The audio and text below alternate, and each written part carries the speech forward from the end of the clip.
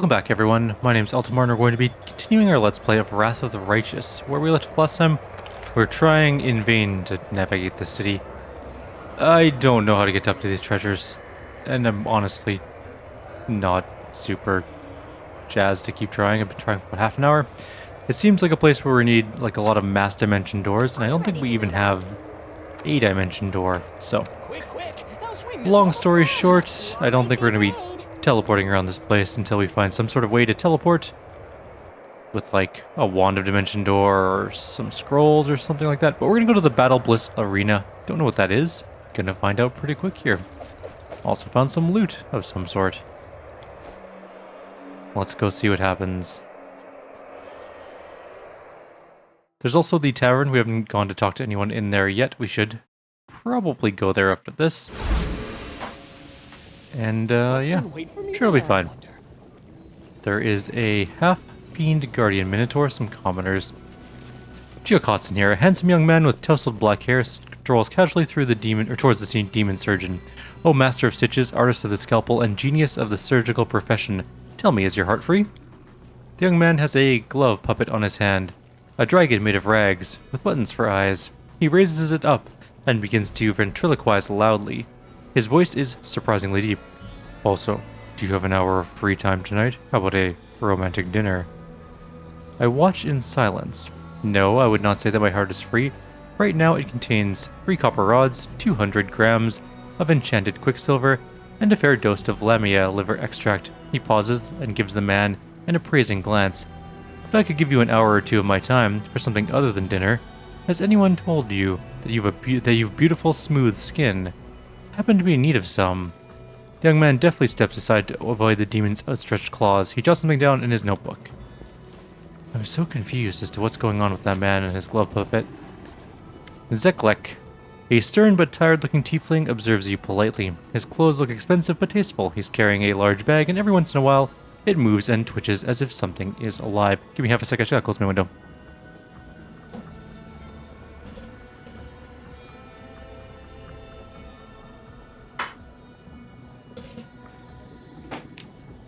It is rush hour time, and so traffic is getting very loud. Oh yeah, something's inside. Okay, good enough. Welcome to the Battle Bliss Arena. My name is Zeklex. I am the arena steward. Mangaleth is the master of the arena, but I help him manage its affairs. You look like you're new here. Did you come to spectate the fights or participate in them? The tiefling has a surprisingly open and honest face. After all these demons, he looks strangely normal. The tiefling looks you up and down with the calm professionalism of a person doing an unpleasant job with diligence. You look impressive, a serious and formidable fighter. Perhaps Mangaleth will take interest in you. Perhaps he'll even allow you to test yourself against Ruxa, one of our strongest gladiators, but not right now. All newcomers must prove themselves. Mangaleth, I remember a demon called Mangaleth. He was a vile, cunning murderer. He had a way with words that was just as deadly as his skill in battle. There's a rustling sound from within the tiefling's bag, and an imp peeks his head out to look at you. He has large drooping ears and stares at you with his huge unblinking eyes. Then, as if suddenly shy, he darts back into the bag and vanishes from sight. I want all of Alushanira to know my name. I want you to arrange a match for me against your strongest gladiator. The tiefling falls silent. He looks as though he's calculating something in his head. Finally, he responds, that's truly your goal. You have to defeat the current champion. If you kill Gelderfang, your name will be on everyone's lips. But you have to prove yourself if you want to face the champion. A fight with Gelderfang is a big deal here in Alushanira, and only members of the Nehindrian League, the elite gladiators of Battle Bliss, are considered worthy opponents. Killing others just to entertain spectators, these creatures of the abyss sow death and destruction in such a careless, casual manner. But it is extremely difficult to join the League. You have to slay an active member and take their place, so if you want to fight the champion, you'll have to spend a lot of time in the arena. However, if you would like, I can arrange a fight between you and another newcomer. If you can prove yourself in battle, I'll be able to find you a match against a more reputable opponent. I've killed hundreds of demons. Why should I have to prove myself to anyone? The tiefling shrugs. I'm sure you fought countless enemies back on Glorion, but this is the abyss. No one cares. If you want the audience to respect you, you'll have to prove yourself in the arena. They won't take you seriously until you show them what you can do. Alright, I'll fight another newcomer. The tiefling nods. I'm glad we reached an understanding. I'm ready to go to the arena. You're in luck. For the past couple days, Mangaleth has been obsessed with recruiting new talent. He wants to introduce a promising new fighter into the arena. I think you could play the part perfectly. Your Mangaleth may even give you the chance to earn a place in the Nahindrian League. However, if you do become a candidate for membership, be careful. You'll likely be matched against a very dangerous opponent. Who is my opponent? That tiefling looks questioningly at the imp who is peeking out of the bag. The imp shrugs and waves his hand dismissively before disappearing again. Zeklex turns back to you. Some nameless newcomer. Will it be a fight to the death? Of course. Every fight must end in the death of a gladiator. It is the most important part of the show. Many of our spectators come here just to watch the gladiators finish off their fallen opponents. They want to see spectacular death scenes and cunning coups de grace. Of course, some fighters survive the ordeal and can be pieced back together, but the tiefling gives you a praising glance. I wouldn't bet on it if I were you. Well, let's do it. I wish you good luck. If you die, greet death with a sweet kiss. Better still, slay all of your opponents and return alive and victorious. Should I have put spell? Oh, it's my whole group. Okay, cool. It's not just our main character. That's nice. This fighter is a nobody from nowhere, but if he survives, you'll all worship the ground he walks on. Today we have the dubious honor of welcoming to the arena Eltimar of Glorion. Let's see what moniker he earns for himself if he lives that long. And who will stand against him? Well, they may be small, but they are far from harmless. If you underestimate them, they'll bite off your family jewels. An outsized amount of spite wrapped up in a tiny, ugly package. It's Smugmug's wild gang of mephits. I'll bite your nose off, you Glorion scum. I'm the wild and terrible Smugmug. Tremble before me. We will know soon which of these two titans will emerge victorious. Fighters, commence battle. I guess we can just... Do we get a sneak attack round if we shoot first? Yours to command. Let's have some fun. Yes, we do. Maybe I should have healed Nenio first. For you. Oh my god, Smugmug just got evaporated in like a second. Oh my. I feel kind of bad for this, honestly.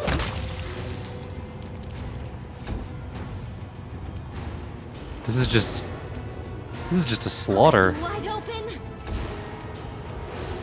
Retreat is not an option.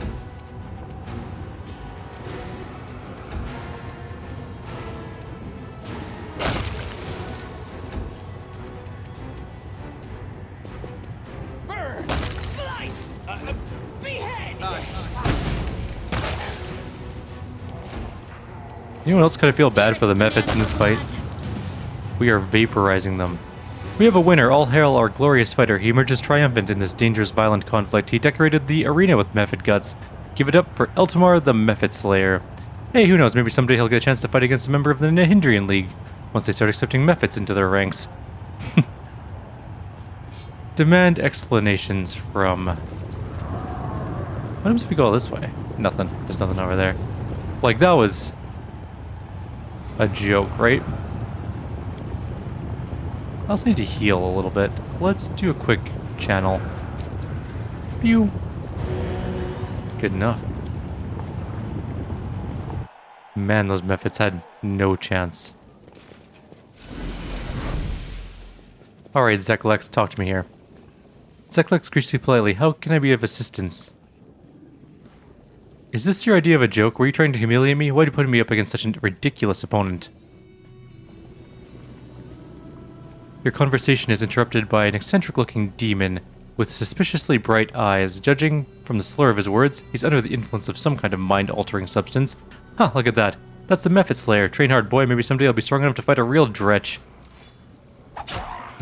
Zeklex frowns in irritation. With astonishing speed, he produces a dagger from his sleeve and cuts the demon's throat in one swift, clean movement. The insolent demon gurgles, staring at the tiefling in surprise. He slowly sinks to the floor beneath the contemptuous gaze of his killer. The tiefling cleans his blade with what is quite possibly the only handkerchief in the abyss. His face is pale, and he looks slightly sick as he glances at the corpse. What a brute, he mutters quietly to himself. Then he turns to you. Please listen to me before you draw your weapon. This was an outrage, yes, but it wasn't my idea. This was done on your Mangaleth's orders. He came up with the brilliant idea to match you up against a mephit. He thought the crowds would find it funny. Couldn't stop him, but I assure you this will never happen again. Quick as a flash, Zeklex produces a gold coin from his bag and places it in your hand. Here. This is for you. From now on, you can freely use the transportation arch that is located in your battle bliss. This is one of the privileges afforded to the arena's gladiators. I demand a proper fight. Zeklex closes the bag hastily to prevent the imp's agitated efforts to escape, and I promise that I will arrange a proper fight for you, but first I need you to do me a favor. I'll arrange a match for you against the Flayer twins. However, they were supposed to fight someone else, so I'll have to find a replacement. Unfortunately, we don't have enough decent fighters left in the arena. I'd be very grateful if you could produce a new batch of gladiators for me. I'll cover the costs, of course. Very well, I'll go buy the slaves. Excellent. If you do this favor for me, you can count on my gratitude in return. Alrighty, well, let's go. We gotta go find some slaves to buy. How do I feel about that? Well, this is our evil group. I don't necessarily feel great about it, but sometimes you gotta be evil. I hope you appreciate What was that? this. Acorn pie recipe. Huh. That is one thing. In This way. both Kingmaker and this game, I've never cooked a meal. I don't think ever. I really should. I'm sure they give buffs or something. I don't really know because I never bothered to try it, but I'm sure they do something, and I probably should do them at some point in time, but I just really haven't. No. Turn back around. Alright, we need to find... I don't really want to say it, but we need to find a slaver. Wherever my legs carry I still have no idea how to get up to these parts of the city, and I just don't want to anymore. If I ever get Dimension Door, I will go Dimensioning Door around the city until I can do it, but for now, not all that concerned. We need to find a slaver. Maybe there's one on the map. Maybe it's... no, Zara's not.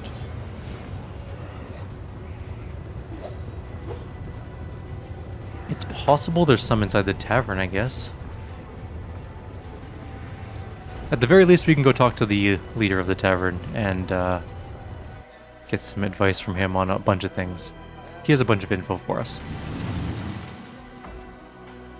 What's up this way? Oh, it's the stairs we came in on. That's the other outside. This is the main room. This is a teleporter.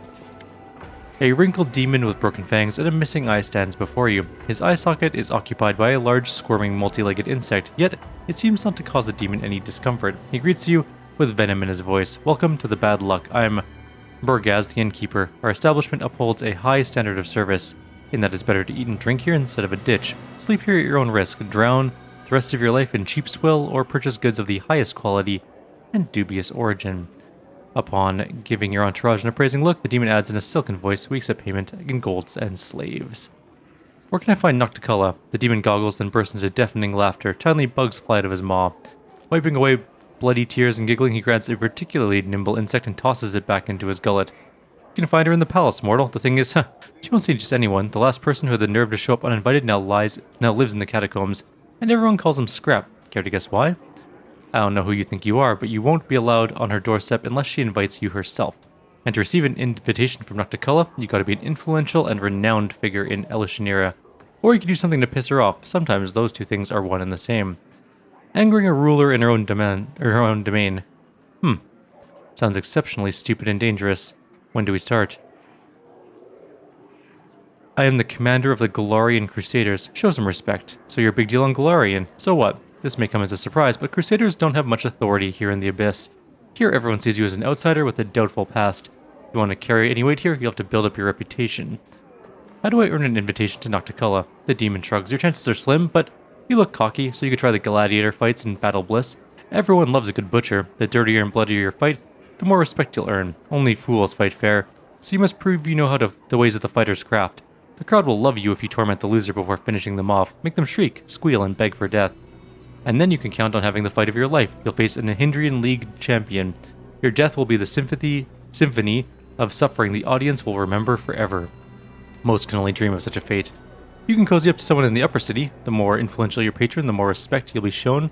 Just remember that in Elishanera, only the most skilled predators make it to the top, like Lady Valexia. More often than not, they offer their friendship. More than not, their offer of friendship is an introduction to their intrigues, and they will get into your head, twist your thoughts, make you hate yourself, and make you destroy everything you ever loved with your own hands. That's their idea of fun. If you know how to, shall we say, solve problems, you can try and get under Shamira's wing. She presides over the harem of ardent dreams in the middle city, and rules Elishanera. Lady Nocticola does not stoop to such trifles herself. Commanding a city is dirty, bloody work, and Shamira is always in need of capable assistance, especially since she changes them as soon as they start to reek of her dark deeds. Walk through the slums. Everyone you'll see there tried to climb higher but fell into a trap. There are plenty of warnings in their incoherent ramblings. Tell me the latest rumors. The demon pours a shot of liquor that smells like blood and bitter ash. No problem, have a drink, and we'll talk. 500 gold. Fine. What do you want to know? Tell me about Illusionera. In short, there's no order in the city, and there never has been, and never will be. There are no laws here, as we demons spit on laws. The only law here is that might makes right. Take everything you can, and give away anything you can't protect. Only obey those stronger than you, and maybe they'll devour someone else. Everyone does what Nocticola says. She split Illusionera into three quarters. That doesn't make sense. The lower city, the middle city, and the upper city. The elites live comfortable lives above, the fools and losers drop below, and everyone else sits in the middle and dreams about climbing up, though mostly they fall. Each quarter is walled so that no one goes where they shouldn't. Guards watch the gates. The fact that it is 3 quarters doesn't make any sense. Although in truth, the guards are just a bunch of the most vicious and violent demons who carry out Nocticola's orders. If someone cuts you down in front of them, they won't interfere unless she orders them to. Then again, if you decide to bash someone's head in, they won't concern themselves with it. The only reason they might chase you away is if they want to loot the corpse themselves. The important thing is, don't kill anyone in front of a crowd, and don't bother the guests from the other planes. Nocticola has her reasons. She's trying to turn Illusionera into the interplanar bazaar of the abyss. And as you walk around Illusionera, keep track of the time. Oh, not in some tire or some don't waste your time sense. Watch the time as if you were in a jungle and a predator was lurking in the brush. It might pounce on you and freeze you in place, stealing days, months, even years. You won't notice any changes, and everyone around you will grow old and forget about you. In the abyss, time is a fickle and unruly thing. Tell me about this quarter. The demon points to a bottle of liquor. Imagine Illusionera as this bottle. The lower city is the bottom. The explanation is quite apt, as the bottom of the bottle is coated with a foul-looking scum, and a dead insect with 2 fanged mouths is stuck to it. A cesspit. If someone or anything needs to be eliminated, they send it to the lower city. They say the arena is the heart of the quarter, but that's nonsense. The whole quarter is one massive arena. Everyone here is a murderer, thief, and scumbag. The bloodshed never ceases, and the denizens of Illusionera watch it with delight and wager on those who will emerge from this lake of blood. You may think of the slums as a useless appendage, but they are the main source of entertainment for the city. Are there many folks from Glorion here? Quite a few, but most of them wear special accessories. The demon draws an imaginary circle around his neck. They're slaves is what I mean. Or meat sometimes. We do get free ones from time to time. Scum, as a rule, the only type who can survive amongst demons. The demon sniffs the air. You're kinda rare here, foxkin. There was one cunning little prowler once. They tried to enslave her around half a dozen times, but she always managed to escape. She even hid here once, but I haven't seen her for quite a while now, so either she found her way back to her home plane or she died. Everything is clear. Show me your where. Oh, one last thing, mortal. You must have noticed that Illusionera was not built for your kind. It'd be easy for you to get lost in our streets and die an inglorious death if you don't know how to fly or teleport. But why should I want you to die when you're still drinking? Take this. If you lose your way, take it to any arch and it will transport you here. Nocticola's idea, to aid guests from other planes, such as yourself. Show me your wares. Before we talk business, can we have a glass of something to celebrate not being dead? Innkeeper, bring out your strongest stuff. You're looking at Glorion's finest crusaders and we're here to drink. Go my strongest. Pay up front. And pay for beds while you're at it because you won't be walking out of here on your own. That'll be 2,000 gold. Done. Tankards of bubbly liquid appear in yours and Wendwog's hand. The drink smells of tar and soot. Wendwog looks around, her eyes burning with curiosity. Yeah, we come a long way from home, but I like the madness of this place. Maybe we'll kill someone today, right here in this inn, you and me. Meeting your gaze, Wendwog gives you a teasing wink. So, what should we drink to? Since we're celebrating, I say we place a small wager to see which of us can outdrink the other. A challenge? I love a good challenge, but I'm warning you, this will be the toughest fight of your life. With a sly wink, Wendwog throws her head back with joyful laughter. Still waiting for your toast. Let's drink to the fun and adventures that await us. Oh yes, my instincts tell me that an exciting mission awaits us. We made our fort safe. That's important. The poison brought to you by the innkeeper tastes awful as it smells. However, the impressive potency you promised was clearly no lie. Your vision blurs slightly, and your heart beats faster, causing blood to rush through your body, filling it with heat. What a delicious abomination, I swear. It's even worse than the liquor made from venomous spiders, but I like it. Wendwog's voice is softer than usual. Relax. It's just like everything here, disgusting but strong. That's what tempts me about Illusionera. What about you? I like it here too. You know why? Because we're alike. Dark hearts, evil souls, that's us. Wendwog leans in and repeats with a smile. We are very much alike. The tankard is raised for a new toast. Let's drink to the two of us being alike, to the evil beasts howling in our souls. The Uplanders will always know we're different. They are cattle, we are predators. That's why we need to stick to the pack and never trust strangers. Do we have to make another fort save? We failed it. A colossal invisible hammer crashes down on your head, knocking away all your thoughts.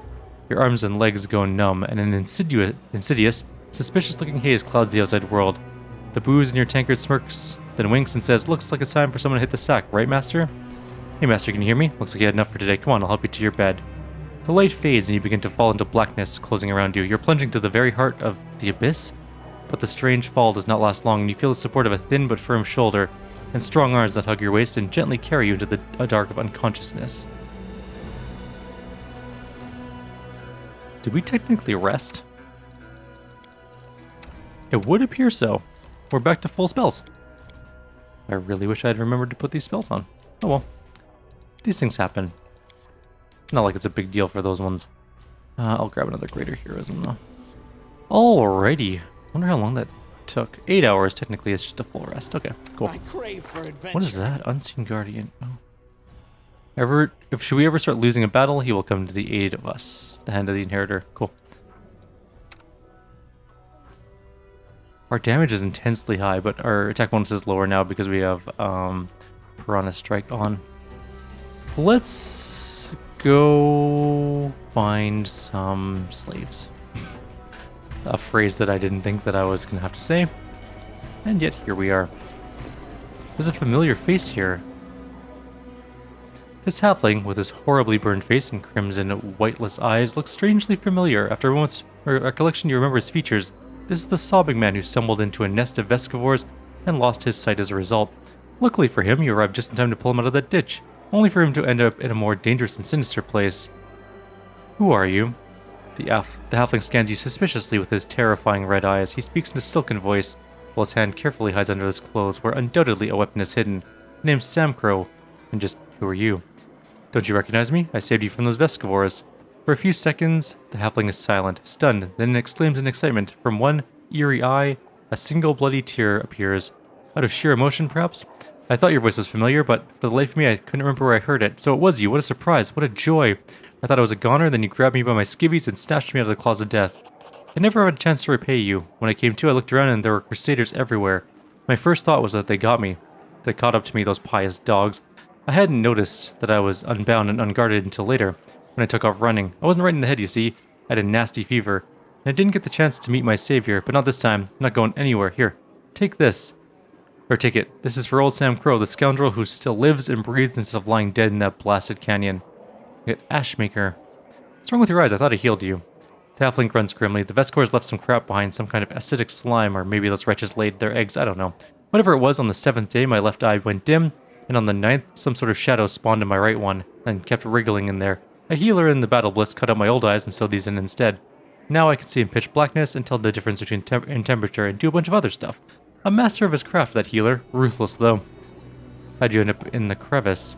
As soon as those crusaders started mopping up our forces in Canabris, I knew it was time to split. Them eco-watch interrogators snooping around everywhere, asking questions. Just how did Baphomet cultists get into the city with such ease before the attack? You know, half our agents are scullers, not spies. Catch one, he'll rat out the rest. So I was out of there in an instant and on my way back to my mates. I wish I could have found a proper guide, though, so I wouldn't have fallen into that Vescivore nest. Why were you scared of the Crusaders? I was legging it away from Canabris, and I couldn't shake that image of the gallows they'd hang me from, for treason and all that. You wouldn't believe the stunts I pulled off. I smuggled Lady Minago's letters into the city, hid cultists under the guise of merchants' guards in my own home, brought Faxon into the Tower of Estrad, did some research on the Blackwing Library for Lord Xanthier. Who showed the demons where the Crusaders' barracks were on the first night? Me. They were all cut down, unarmored, and half asleep. When the resistance gathered at the Defender's Heart, who was it that found out and told the demons about it? Me, again. The whole thing hinged on messengers and spies like me. That's why the Crusaders would have gladly hung me if I were caught. Why were for the demons? All for wizardly knowledge. I've always been curious to a fault, especially when it comes to magic. Once I was allowed wizards' books, there was no stopping me, so I met a guy who let me read a whole bunch of banned books. It wasn't until later I found out that he was an apprentice of Xanthier the Plagued One himself. Now, that one knows a lot, so I asked to be the Plagued One's apprentice, too. That's how I chose my side. What are you doing in the abyss? The halfling gives you a sly smile, which looks rather creepy with his red eyes. Same thing you are, hiding. You're one of Baphomet's agents, too, right? Why else would you hole up in this dump with me instead of fighting over in Glorion? I have a keen eye, and I can spot a fellow cultist from a mile away. Sam Crow grins smugly, clearly proud of his own insight. Be going now. You take care now. Remember, this is no Glorion. Things are rougher here. What did he give us? Is it a weapon? It is. Ashmaker is a +4 Flaming Burst Flaming Enhancement for Monk Weapon. But it adds +2 on attack rolls and caster level for all evocation spells. Oh my god, that's amazing. She does a lot of evocation. Let's just go put that right there. Oh, it looks cool. I know she's more of an illusionist, but she's also a pretty good evoker. That still doesn't help us find a slave person, though. Are you a slave person? No. Alrighty. Greeting you with a nod is a middle-aged sorceress with short, dark hair, a skinny face, and prominent cheekbones that bring to mind images of predatory birds. Despite the dark circles under her eyes and her overall worn-out look, her voice sounds friendly and welcoming. Hey, you're not a local, are you? Have you come from Glorion? That makes us fellow countrymen. Since I hail from Absalom, allow me to introduce myself. I am Magister Malara, a certified specialist in resolving magic-related issues and a captain of an airship called Starcatcher III. What is a sorceress from Absalom doing in this rat hole in the middle of the abyss? For a couple of seconds, the woman's gaze grows distant and a bitter expression appears on her face before quickly fading. I suppose you could say that I'm trying to cheat fate. In the current stage of my life, the Abyss seems like the best port to call home for me. There aren't a lot of experienced and, at the same time, trustworthy captains around here, so I never sit idle. You seem honest. How do you manage to survive in this place? Frowning a little, Malara crosses her arms in a resolute gesture. I see what you're getting at. You're asking how a captain who doesn't grab everything that isn't bolted down, a captain that doesn't steal cargo and doesn't throw passengers overboard, how can they survive surrounded by a gang of bloody pirates? My answer is simple. My principles protect me. I strictly follow the unwritten aeronautic code. I could never ignore those in distress. I never attack other vessels. I honor the integrity of the cargo that I'm entrusted with. Maybe I look like an idiot to the other captains, but I don't care. My doggedness earns the respect, even if it also provokes their ire. Besides, they know that I'm stubborn and I'll defend myself to the very end. I suppose that's the real reason why they haven't slit my throat and seized my ship yet. I'd like to know more about you and your ship. I can understand your curiosity. You won't find another ship like the Starcatcher III in the Abyss. Actually, captains like me are a rarity here as well, for obvious reasons. Tell me about your ship. Starcatcher III, as you can guess by her name, is not the first ship I've captained, but she is without a doubt the most technologically advanced, and she has been through the most amazing adventures. She's the most reliable and neat vessel you can find in the Midnight Isles. She and we've been through serious hardship more than once, but my ship has never failed me. Once, Starcatcher III even made a short raid to the Rift of Repose, the place where the souls of murdered demon lords slowly disintegrate, imprisoned inside crumbling stone sculptures. Plus, I should also note that Starcatcher III has a unique reputation in these parts. She has never participated in pirate raids, never transported smuggled goods or slaves, never passed by other vessels in distress without providing help, never been in service to any of the demon lords. Can't think of any other ship in the Midnight Isles that enjoys such a good and honest reputation. Malara utters the last words with pride, as if she were talking about a living creature instead of an airship who works on her ship. I handpick my crew personally and extremely meticulously. I try to recruit those who are not completely corrupted by the prevailing customs of this place. Let's put it that way. Even here, there's a chance, a rare one, but still a chance to meet a mortal with a good heart, someone who, though poisoned by this malicious environment, is not yet beyond redemption. I do my best to help these people, and if I'm successful, I give them enough gold so they can relocate to some other plane, then send them on their way. I hope this way, I'll be able to save at least some decent souls. Alas, in this case, failures come much more often than successes, so to protect my good-hearted but corrupted crew from making irreversible mistakes, I have to rely on some spells. With a smile, Malara taps her finger against her temple. I call it disciplinary thought correction. What happened to the first two ships? And the cheerful smile of the sorceress fades away. Starcatcher II crashed on the rocks of Alinthia. We were sailing over Mahara Island when mutiny broke out. It's an evil place where discord and hostility filled the air like a noxious miasma. A part of the crew tried to seize the ship, and the others remained loyal to me, and a massacre ensued. Defending myself, I had to fight my friends until I was the last one standing, the last survivor. All by myself, I managed to guide my ship to Alinthia. But when I was bringing her in to land, the rocks tore into her like a fishmonger gutting a fish. Starcatcher II was irreparably damaged. As for me, I escaped with a couple of bruises and a chipped tooth. The sorceress squeezes out a bitter smile. As for Starcatcher I, it was because of her that I decided to settle in the Abyss. How'd you wind up down here? The face of the sorceress becomes grim. Her words seem to come from somewhere cold and remote, as if from the grave. I was once a member of the Arcanamirium, the most prestigious magic academy in Absalom. Back then I was a captain too. I delivered special cargo and passengers at my colleague's request. I've been assigned to a risky and extremely important rescue mission on the plain of Abaddon. I had to rescue a group of pathfinders who had gotten into hot water there. I literally ripped them out of the claws of the Gravedragger, herald of Zephys, god of accidental and pointless death. And that son of a bitch never forgave me for that show of disrespect. He put a curse on me. People around me started dying, both those I cared about and those I'd never even heard of. But news of horrible, pointless, and tragic deaths, or accidents that cut lives short unnaturally, followed me wherever I went. But nothing happened to me. I managed to get out of trouble, any trouble without a scratch, even when violence raged all around. I tried to get rid of my curse, but no one could lift it. Soon after that, Starcatcher I was wrecked in a terrible storm. But then I decided to go into voluntary exile and stay away from the planes where civility, mercy, and common sense are valued. Here in the Abyss, I can at least avoid mourning those whose lives are cut short due to my curse. Besides, the Abyss is insane and bloody enough even without me, so my cruel fate can add very little to this crazy whirlwind of aggression. I'm gonna fight her. Because I kinda want to.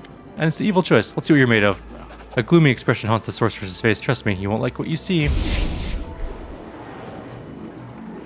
Save the last one for me. Well, that's just some bullshit. She just, like, teleport. Oh, mind fog. We didn't get mind fogged. We're fine. Move out of the mind fog cloud. They'll beg me to stop. Oh, her armor class is gonna be bad, isn't it? 49. It's not the worst. You are today's sacrifice. Fragile, get up here. I think you Kneel before me. have the highest chance of hitting her. Maybe? May I see your entrails, please? I don't know if the dog's gonna be able to. Oh, yeah, he can get in the fight. Cool. Can anyone else get in this fight? Maybe? Yes. I'm gonna move Nenio and haste, obviously. Haste seems important right now. And who else is left alive? Darren, he needs to move somewhere. Let's get him over there. Alright. Hold monster mass, and it worked on everyone, basically. Except for our skeleton. Super, how long does that last for? 2 minutes. Well, let's see what happens. Maybe some of our people will get their old person's save. Oh, Waves of Ecstasy just went off. Whatever the DC is on that will save. What are the chances of us actually making it? That's Waves of Ecstasy, not the right one. Old monster. DC 35. So, with Mind Fog on, some people, it's never going to happen. Never going to happen. Most people, it will never happen. Unless Mind Fog wears off. Which, how long does that last for? 34 seconds, okay. Oh, Eltimar did it somehow. Let the attack commence. Not really sure how they pulled that off, but fair enough.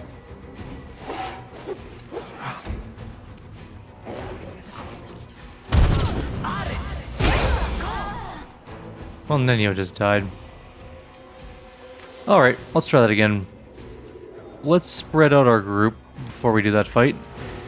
Maybe well, we know where she's going to be, so we can position ourselves a lot better. We can spread out our ranged in hopes that the Mind Fog won't hit all of them, and we'll position our melee around the room too, so that we can do this. So what we're going to do... Yes, what? Haste. Alright, so Skeletal Vanguard over here. Nenio Move out. over here-ish. She comes in there, so actually maybe just over here. Darren over there. Wendwog over here. Eltimar will be front and center. Regil down the hall. Camellia can go into... where? I guess just sort of like... over here in the corner. And then our dog can be over here. Oh, I guess it doesn't really make a difference where Eltimar is. Okay, we'll use... Can you use our Skeletal Vanguard to start the fight? Probably. Let's try this out.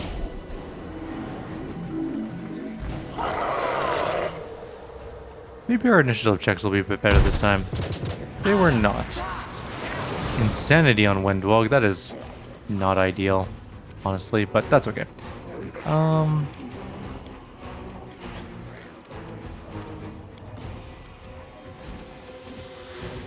I don't think I'm gonna do any of those spells. I think we're just gonna do prayer. Right, he staggered the first round. Okay, Spirit Sword, and she can probably get in here, and maybe even attack. Concealment, of course. Windwog's gonna do something. She's insane. What does Insanity do? Let's take a quick look at that.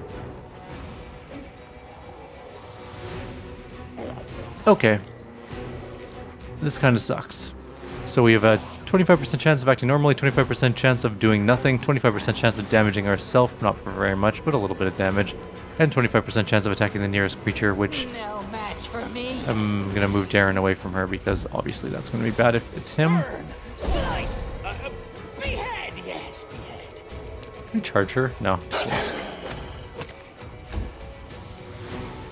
What do we got for spells?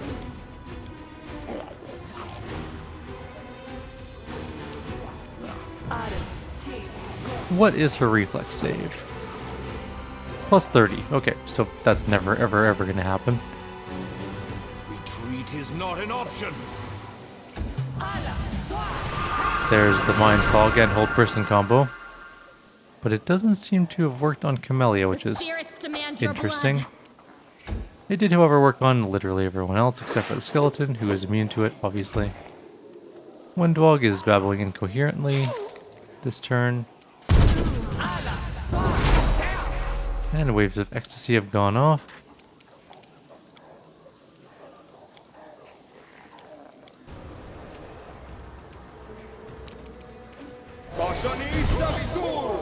Did some damage. Camellia's down.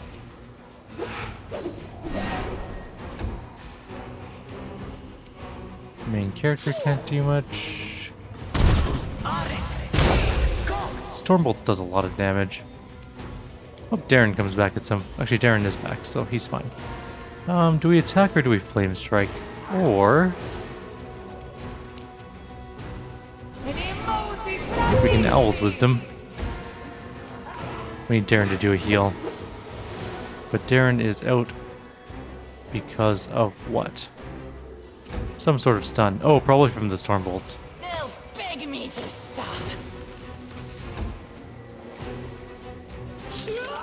Hey, we did 2 damage. How many Stormbolts do you guys have in your repertoire? Well, the Hand of the Herald is here. Or, shit, we didn't mean to do that. Oh well. Regel's dead. Okay, this is silly. We must have other spells we can use to make this easier. Mind Fog is such a... I hate that spell so much. The negative 10 to wisdom saves is just ruthless. Okay. Let's take a quick look at our spells. My unbiased opinion?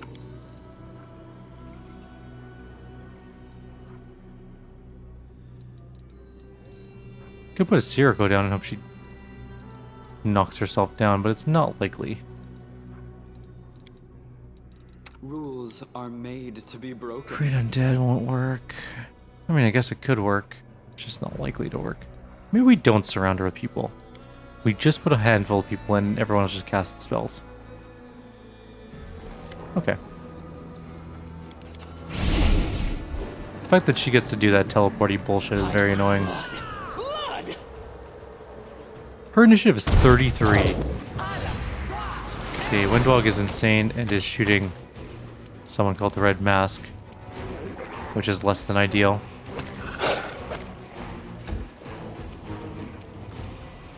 Stay back. I only want Burn, slice, 3 people in melee. behead, yes, behead.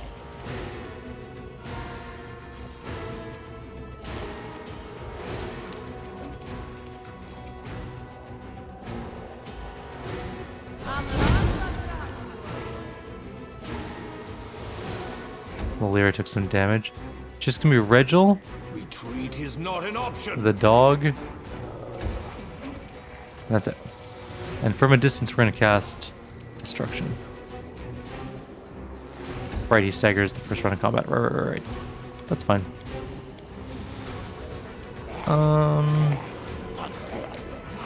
Let's get that on her. She did make her saving throw, but she will take damage. There's the Mind Fog. And the hold. It did work on all the people, unfortunately. So we're just going to cast Flame Strikes. I think I might have hit my own character by accident. That'll be fine. Stop clipping on the guests. Makes it hard to actually hit the target. She's pretty hurt. Might be able to kill her. Getting closer. Do we just control Fireball? Or Flame Snake? And that's the end of the fight. Okay. Easy enough. Now we gotta wait for this mind thing to wear off. And possibly heal our characters because we definitely smashed them with a Flame Strike by accident. There you go. You guys are all fine. Mind Fog's gone. Alright, we got a Heavy Crossbow plus 3 random... What's Twisted Temptation? In addition, whenever the wearer first time, -2 penalty on the first. Okay. So these give increase the DC of all enchantment spells by 2. In addition, whenever the wearer affects an enemy spell with the first time, the enemy suffers a -2 penalty on will saving throws for 3 turns. No wonder I could never make will saves. Like, that's a crazy amount of will stuff. Bracers of Mind Break. Plus 4 against enchantment spells. They cast by 2. That's kind of cool. Alright, Wendog is still insane. For how long? How long does this last for? Permanent. Greater restoration or heal can restore the creature. Okay. Oh, the waiting's So that I never can do. fun. I have one of those somewhere here. Stupid diamond dust. I'm gonna have to go find a place to buy diamond dust. Be uninsane. Here you go. Let's roll. Wait a minute, there's some person here that we could talk to. The red mask as well. This will be the last person. Get lost. I'm not looking for drinking companions. Okay, fine. Maybe I should have shot you in the face. I still haven't found anyone to buy slaves from. This way. For the arena, though. I guess we'll do that next time. For now, though, I'll leave you guys here. Like always, if you have any suggestions or comments, please leave them below. Otherwise, I'm going to go look around to try and find someone who's willing to send a few slaves our way. Take care, guys. I'll see you in the next video.